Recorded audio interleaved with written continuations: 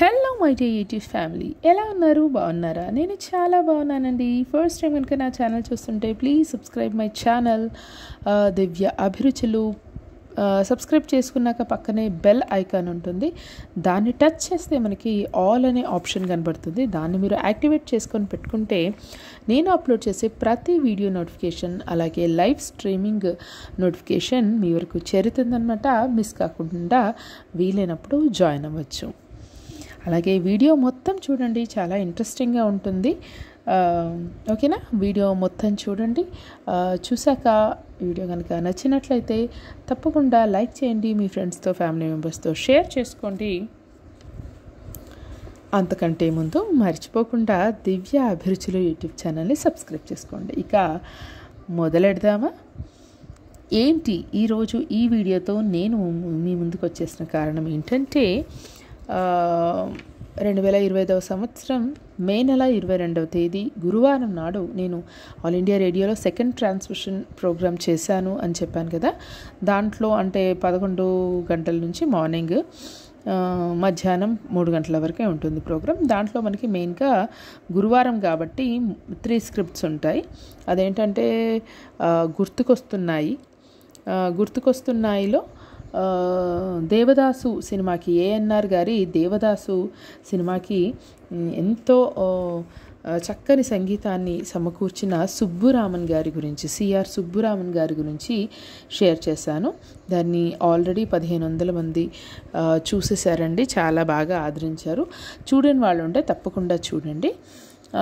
తర్వాత అంటే 11 గంటల నుంచి 12 గంటల వరకు గుర్తుకొస్తున్నాయి కార్యక్రమంలో సిఆర్ సుబ్బురామన్ గారి గురించి, ఆయన జీవిత విశేషాలు, ఆయన సంగీతం సమకూర్చిన పాటల గురించి, సినిమాల గురించి మాట్లాడుకున్నాము. అది చూడండి.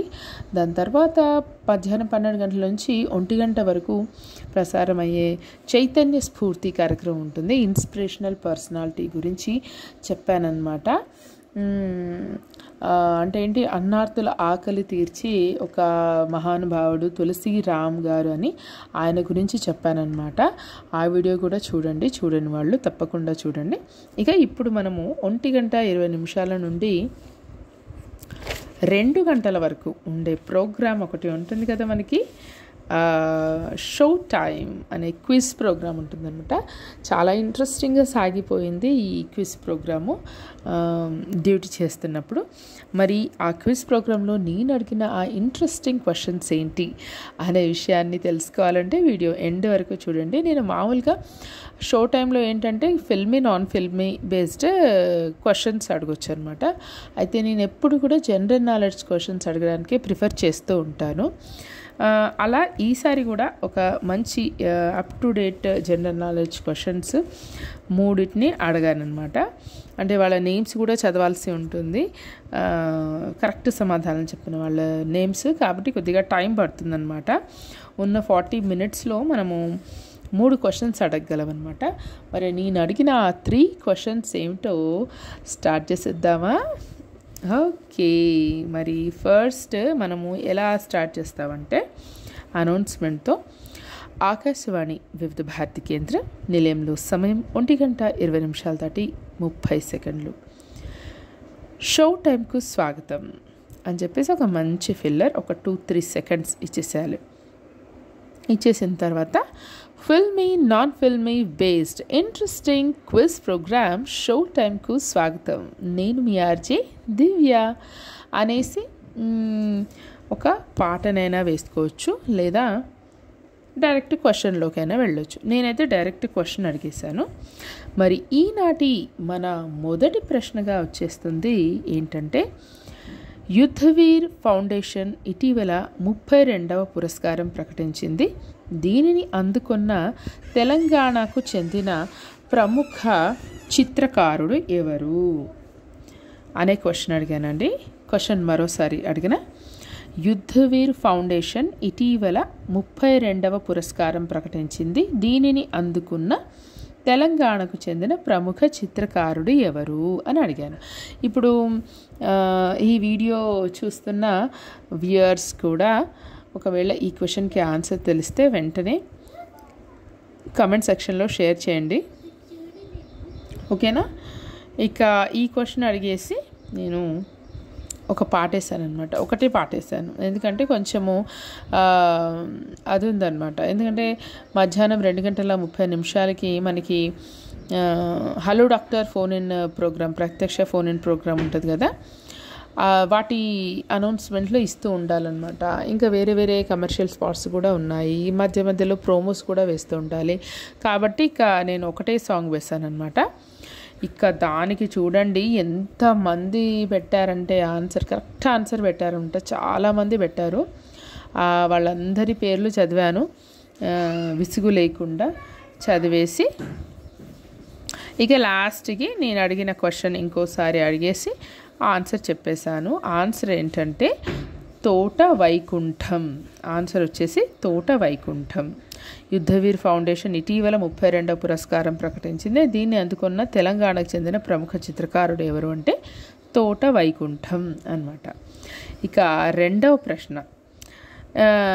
ప్రశ్నగా వచ్చేస్తుంది. తెలంగాణకు చెందిన గ్రామ పంచాయతీకి ఏప్రిల్ 24న జాతీయ పంచాయతీ రాజ్ దినోత్సవం సందర్భంగా జాతీయ ఉత్తమ పంచాయతీ పురస్కారం లభించింది.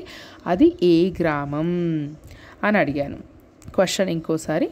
తెలంగాణకు చెందిన ఓ గ్రామ పంచాయతీకి ఏప్రిల్ 24న జాతీయ పంచాయతీరాజ్ దినోత్సవం సందర్భంగా జాతీయ ఉత్తమ పంచాయతీ పురస్కారం లభించింది. అది ఏ గ్రామం?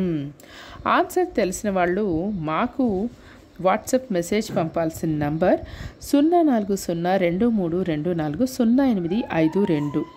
ఆన్సర్ తెలిసిన వాళ్ళు ఈ నంబర్కి ఆన్సర్తో పాటు మీ పేరు, ఊరు డీటెయిల్స్తో ఆ మెసేజ్ పంపగలరు అని చెప్పేసి ఒక పాట వేస్తాం. ఇక ఆ పాట తర్వాత దీనికి కొద్దిగా తక్కువ మందే పెట్టారనమాట ఆన్సరు.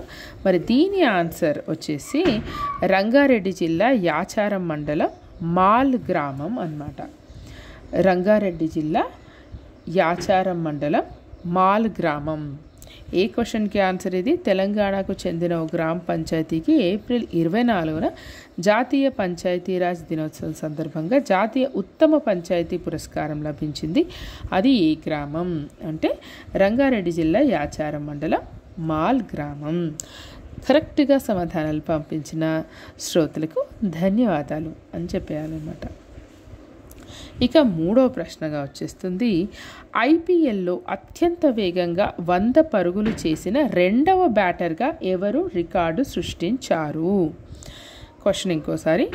ఐపీఎల్లో అత్యంత వేగంగా 100 పరుగులు చేసిన రెండవ బ్యాటర్గా ఎవరు రికార్డు సృష్టించారు అని చెప్పేసి మళ్ళీ ఒక పాట వేసాను. ఇక ఆ పాట తర్వాత దీనికి కూడా చాలామంది కరెక్ట్ సమాధానాలు పంపించారండి. ఆన్సర్ వచ్చేసి రాజస్థాన్ రాయల్స్కు చెందిన వైభవ్ సూర్యవంశీ. 14 ఏళ్ళ 32 రోజులు అనమాట ఈ రికార్డు అవుతున్న రోజుకి. గుజరాత్ టైటాన్స్ మీద 35 బంతుల్లోనే 100 పరుగులు పూర్తి చేశారు.